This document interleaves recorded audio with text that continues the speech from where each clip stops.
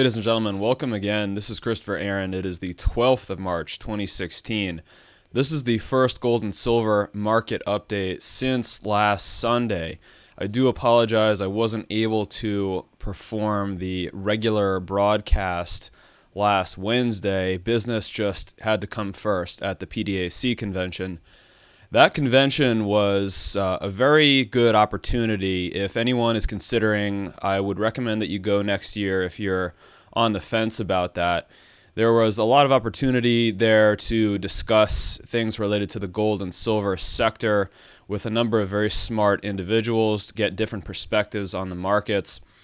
If you are a client of mine or you subscribe to my premium research, I will have more on that in this weekend update, which will be coming to you by tomorrow. I'll just say for anyone who is researching this sector for themselves, performing their own analysis on which companies to invest in, the mood of the convention, I would say, was modestly optimistic. I was not at the convention last year, but from what I heard, the mood last year was very poor. So there was a slight improvement in the mood, which is a good signal this year. Of course, you don't want to see these types of conventions become too optimistic, because then it means that everyone is losing sight of the potential risks. So when everyone is too optimistic, it tends to signal a top in the market. I would say a modest level of optimism is fairly healthy. And from what I've seen, there's actually a whole lot of worry out there right now about the precious metals. Amongst the participants, there is a lot of worry. There is worry that at any moment the sector may collapse, that a lot of these companies might be dropping significantly over the next several months. And from a psychological standpoint, that's exactly what you want to see at the beginning of a new bull market, is a level of worry. It is often said that bull markets have to climb a wall of worry, and we're seeing that. It's people afraid to sort of believe that this time the market could actually start to move in their favor after about 5 years of a bear market that we had seen. So it was a good convention, a good level of optimism there, I would say. One of the final points that I would make is there were a number of people, just in discussing with other investors, other analysts, there were a number of people who made the point, well, a lot of the people who spoke said the exact same thing last year, and look what happened between 2015 and 2016. It was mostly a down year until December. And so there's that recognition, I think, that we cannot simply rely on fundamental-based analysis to make our decisions. We really have to pay attention to what the market is actually showing, and the way to do that is in the price. I mean, what else do we ultimately care about except for the price of the assets? All of the fundamentals, all of the supply and demand data, we're looking to see that translate into the price. And so I think from the standpoint of someone who tends to gravitate toward technical analysis, it was very good to see some sort of recognition of that. So that is my niche, and that's what I hope to provide to you all going forward. So thanks for being with me. We will get right into updating this week's chart action. Okay, so we have a week's worth of market action to update you on. And before we do that, I wanted to take a look at one of those interesting news pieces to come out in the last few days. This article, again from Bloomberg, a fairly mainstream financial press, talking about why poor man's gold may be about to get more investor love. And of course, they're referring to silver here. So what's interesting is this Bloomberg piece, just to give you the takeaway, I don't expect you to be able to read the whole thing at this resolution, but the takeaway is this analyst here is recognizing what we've been talking about for a few months now, the high ratio in the gold to silver ratio. And they're talking about the potential for revaluation higher across silver relative to gold. So, we are not the only ones here who are paying attention to this. This is definitely a a ratio that's known in the world. This article, of course, is not appearing anywhere near the front pages of Bloomberg, right? Maybe in 5 or 10 years we'll see that. There'll be more mainstream discussion on that. So I think it's always good to keep in mind when we are looking at these mainstream news stories or we're hearing about some mild optimism at a gold and silver convention. It's just always good to keep in mind, where do we really stand amongst the mainstream investors? How many people do you really know who are at this point buying gold or silver coins or investing in gold or silver mining equities? I still think that number is very, very small. So it's good to see these articles to sometimes either confirm or give us another opinion on this form of analysis, but I don't take it to mean that we are anywhere near a level of market saturation yet.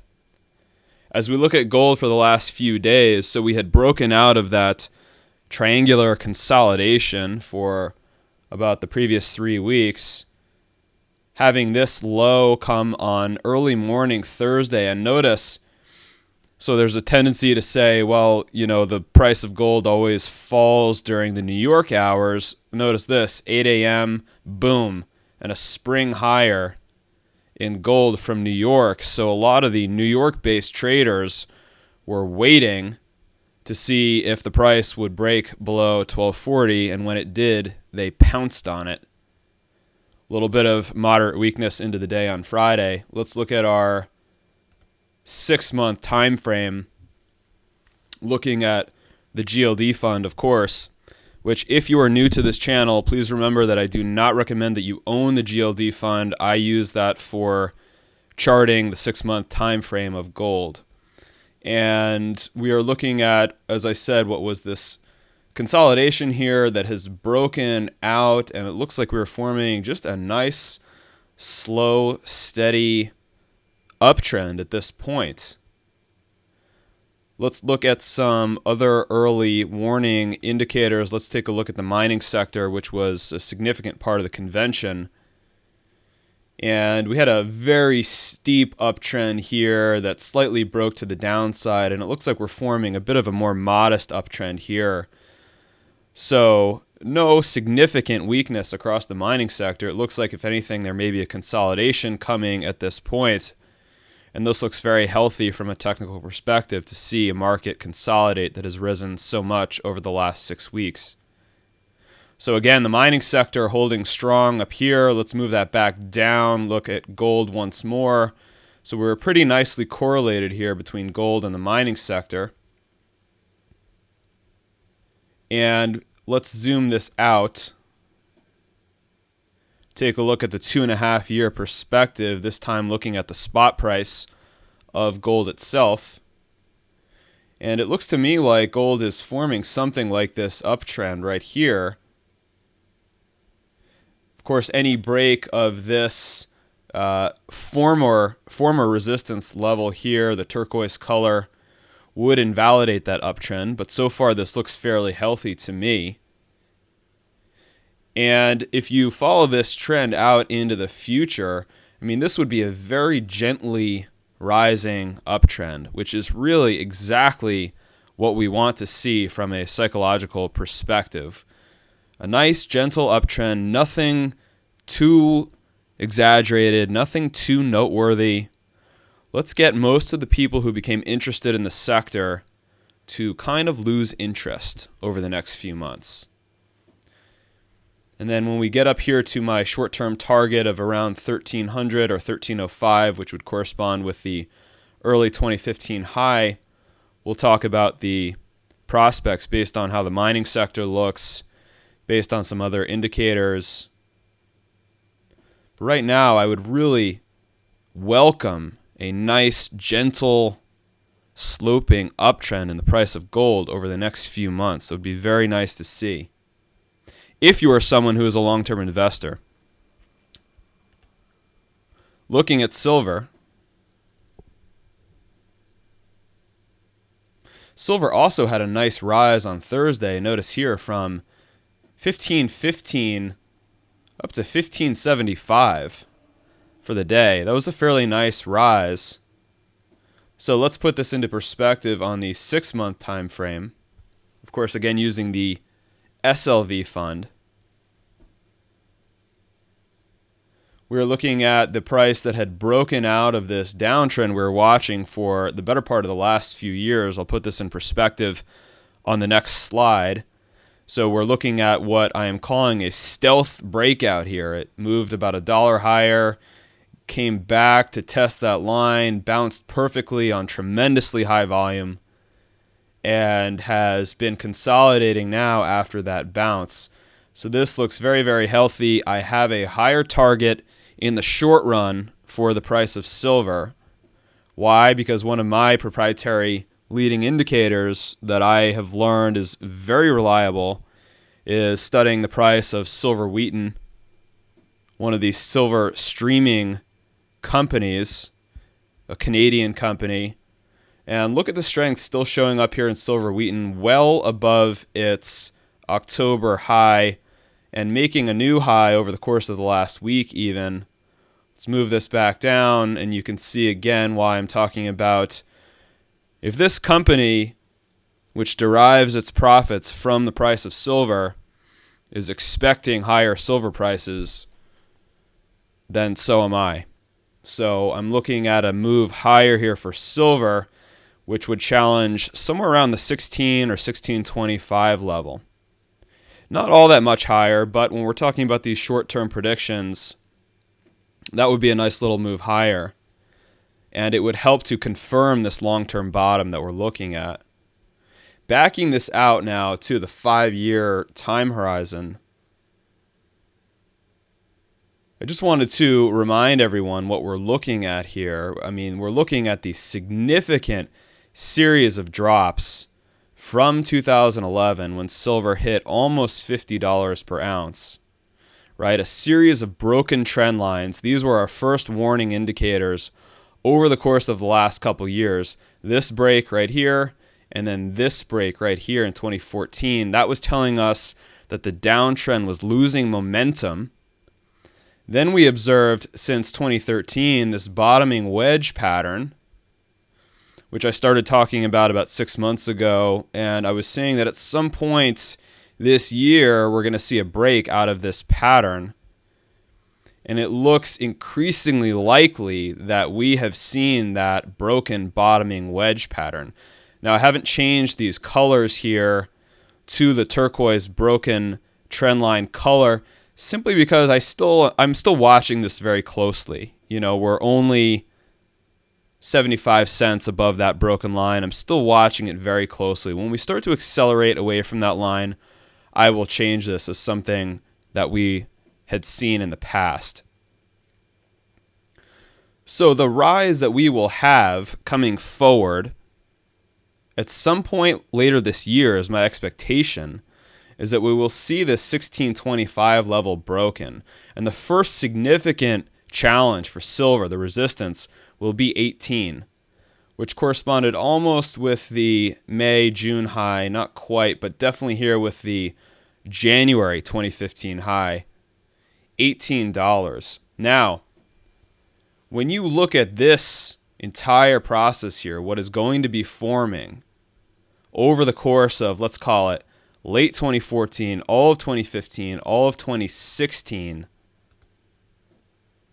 this is going to be a stage 1 base. And the idea behind stage 1 base analysis is you were talking about a market that suffered a severe decline and that is now basing. And stage 1 bases are the ideal times to be entering markets, especially at the later end of the stage 1 base. This is based on the work of Stan Weinstein, who was one of my great mentors. I really respect his work. And he brought this concept to my attention that these markets all move through 4 stages. Stage 1 being a basing pattern. Stage 2 being a strong rise. Stage 3 being a topping process, and stage 4 being the dropping process that we saw over the last few years. So this entire process from 2014 through perhaps even early 2017. We're talking anything under $18 per ounce is going to constitute a multi-year stage 1 base, from which we will expect a stage 2 to begin to develop. Again, I can't give you the exact time for that yet. I'm looking at this from a intermediate term perspective right now. So for people who maybe feel like they missed the bottom in silver, any of these prices here below $18 per ounce, when you look back 5 to 10 years from now, will look almost like a flat line constituting the stage 1 base. And we'll review some of these presentations at that time. Noting again here the strength of silver relative to the rest of the commodity sector over the last few months. Thank you again for watching. I will have the next update on Wednesday. It will be a quicker one on Wednesday because I have some other engagements on Wednesday evening, and I cannot begin these presentations until after the markets close, usually until 4:35. So if I have anything I have to accomplish during the evening, it really crunches into the time for getting these done. But I do want to bring you a quick update. I will see you on Wednesday. Thanks again.